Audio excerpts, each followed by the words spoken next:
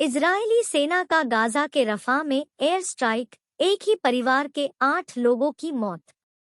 Gaza के रफा में Israel ने हवाई हमले किए हैं।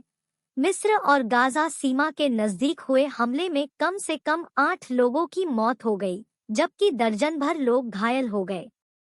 पिछले 5.5 महीने से जारी इजरायली सैन्य कार्रवाई से गाजा की 23 लाख की आबादी में से 80% लोग बेघर हो गए हैं। जान बचाने के लिए रफा में शरण लिए हुए हैं। गाजा के रफा में जमीनी सैन्य अभियान चलाने की तैयारी कर रहे इजरायल ने हवाई हमले किए हैं। मिस्र और गाजा के सीमा पर मौजूद रफा में हुए एयर स्ट्राइक में कम से कम 8 लोगों की मौत गई, जबकि दर्जन भर लोग घायल हो गए। मरने वालों में 3 महिलाएं और 2 पुरुष हैं। प्रत्यक्षदर्शियों के मुताबिक इजरायल ने एक घर को निशाना बनाया जिसमें विस्थापित हुआ एक परिवार रह रहा था। पिछले 5.5 महीने से जारी इजरायली सैन्य कार्रवाई से गाजा की 23 लाख की आबादी में से 80% लोग बेघर हो गए हैं। लोग अपनी जान बचाने के लिए रफा में शरण लिए हुए हैं। गाजा का रफा ही एक ऐसा इलाका है जहां अभी तक इजरायली सेना ने अपना जमीनी सैन्य अभियान शुरू नहीं किया है। ऐसा इसलिए क्योंकि उस पर भारी दबाव है। मिस्र ने जहां धमकी दी है कि इजरायली सैनिकों को अगर रफा भेजा जाता है तो वो उसके साथ अपना शांति समझौता निलंबित कर देगा। इसके साथ ही अमेरिका भी इजरायल पर रफा में जमीनी सैन्य अभी नहीं चलाने का दबाव बना रहा है। इस इलाके में यदि इजरायल मिलिट्री कार्रवाई करता है तो भारी तबाही तय है, क्योंकि यही एक ऐसा इलाका है जहां पर बड़ी संख्या में फिलिस्तीनी परिवार के साथ शरण लिए हैं। दूसरी तरफ गाजा में हमास से जंग लड़ रही इजरायल की सरकार के खिलाफ विरोध बढ़ता ही जा रहा है। एक तरफ युद्ध खत्म करने को लेकर इजरायली की सरकार पर भारी अंतर्राष्ट्रीय दबाव है, वहीं दूसरी ओर देश के अंदर विरोध प्रदर्शन थमने का नाम नहीं ले रहा। लंबी खींचती जंग और बढ़ती लागत को लेकर लोगों में भारी आक्रोश देखा जा रहा है। शनिवार को एक बार फिर हजारों लोग तेल अवीव की सड़कों पर उतर आए। बंधकों की रिहाई के लिए हमास से बातचीत शुरू करने की अपील की है। बेकाबू प्रदर्शनकारियों को काबू में करने के लिए पुलिस को बल प्रयोग करना पड़ा। पोस्टर बैनर के साथ सड़कों पर उतरे प्रदर्शनकारियों ने मौजूदा सरकार से इस्तीफे की भी मांग की है।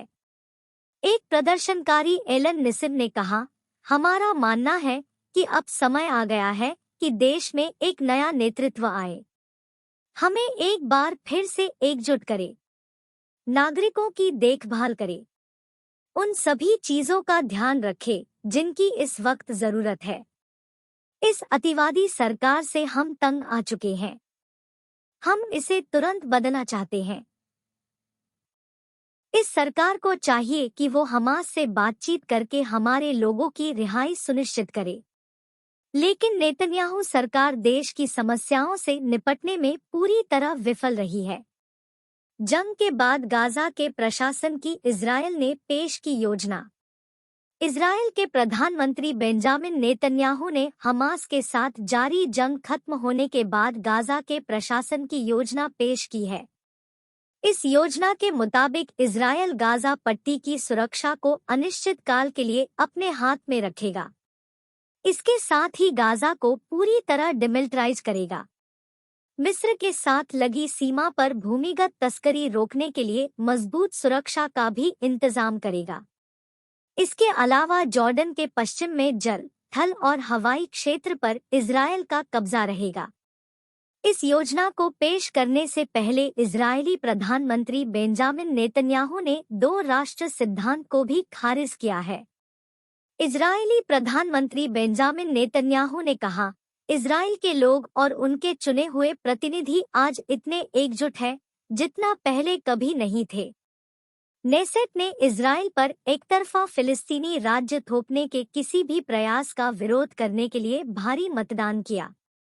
इस तरह का प्रयास केवल इजरायल को खतरे में डालेगा और उस वास्तविक शांति को रोक देगा जो हम सभी चाहते हैं। शांति तभी प्राप्त की जा सकती है जब हम हमास पर पूर्ण विजय प्राप्त कर लें। दरअसल इजरायल हमास के साथ चल रहे जंग खत्म होने के बाद गाजा को अपने नियंत्रण में ही रखना चाहता है। इसके विपरीत अमेरिका चाहता है कि वेस्ट बैंक का प्रशासन देखने वाले फिलिस्तीनी अथॉरिटी को ही गाजा के प्रशासन की जिम्मेदारी दी जाए। लेकिन प्रधानमंत्री नेतान्याहू की ओर से अपने मंत्रियों को दी इस योजना में फिलिस्तीनी अथॉरिटी का कोई जिक्र नहीं है। वहीं फिलिस्तीनी अथॉरिटी के प्रेसिडेंट महमूद अब्बास के प्रवक्ता ने इजरायल की इस योजना को खारिज किया है। हमास ने भी इजरायल की इस योजना खारिज करते हुए गाजा पर कब्जे की योजना बताया है।